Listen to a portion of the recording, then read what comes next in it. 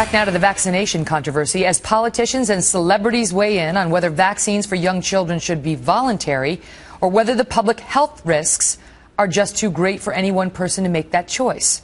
For most doctors, one thing is clear. Science is on the side of vaccinating your children, and vaccines are not linked to autism. Joining me now, Dr. Robert Lahita. He's professor of medicine at Rutgers University and chairman of medicine at Newark's Beth Israel Medical Center. So you tell me, is it absolutely certain that vaccines do not cause autism? Absolutely certain. There have been numerous studies. I have 10 studies in my folder in the green room that conclusively show, and the Institute of Medicine in the government has proven that autism is definitely not linked. This got started back in 1998 by some British dude who wrote a paper with a few other people that studied 12 children. Is that true? Right. That's and now correct. he's lost his medical license? That's right. He's been proven to be a fraud. Right. The articles of fraud. Right. The other doctors took their names off of it. And that guy, Wakefield is his name, started this all. That's right. 5 of those children had learning problems before the study, and 3 of them never had autism at all. That's 8 out of the 12.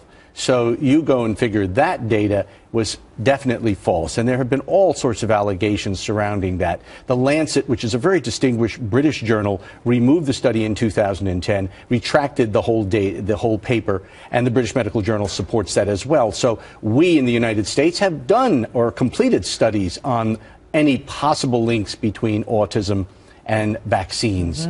Like measles, and it's just not. And we're talking studies that are of hundreds of thousands of children, hundreds of thousands, in the aggregate over 1 million, and no link has been proven. Let me ask you. No link. I've been hard on Jenny McCarthy, and I don't get me wrong, I feel for her as she is a mother with an autistic child, and I believe she believed what she was saying. Yes. But now, in the wake of the science, does she have an obligation to come forward? And even at the time, should people have been listening to a former Playboy bunny on whether they should vaccinate their children, Doctor? No, that is almost saying irresponsible. But I, too, feel for Jenny and for her autistic child. Autism is a very, very serious problem. And in New Jersey, God knows, we have more autistic cases than anywhere in the country. So we should listen to the experts.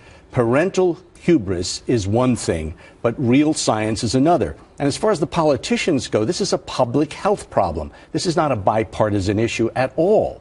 If you believe that autism causes... You mean a partisan issue? Yeah, that's right. Yeah. Not a partisan issue. Yeah. It should be bipartisanly accepted that this is a very, very important... But what about those? A lot of folks... I mean, I said last night on the show that I vaccinated all 3 of my children, and I did it on the schedule prescribed by the doctor. I didn't wait. I didn't separate them, so on.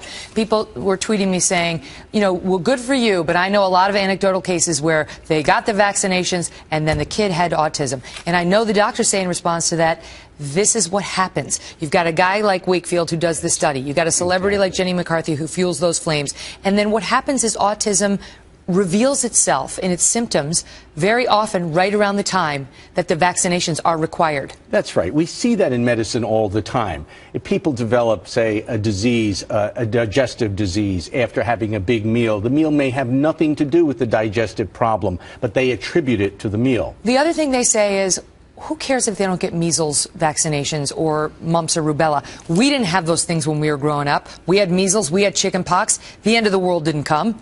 That's right. Well, these are serious diseases, and of every 10 cases, and now there are 100 cases in our country, for every 10 cases, 3 of them have serious complications. Like what? And I'm talking encephalopathy, which means inflammation of the brain, pneumonitis with subsequent bacterial pneumonias. These things kill. And this can be very, very serious. If your kid gets the vaccine and then is next to somebody who hasn't and who does have measles, can your kid get measles? If he's been vaccinated, no. Not even a mild case? That's what I read. You could potentially get a mild case of it. I do not believe that holds water. Okay. And so what will happen if more and more people fail to immunize their children? We're going to have a spreading epidemic, and we're going to see major problems. Now, but what to the people who say, your kid got vaccinated, my kid doesn't?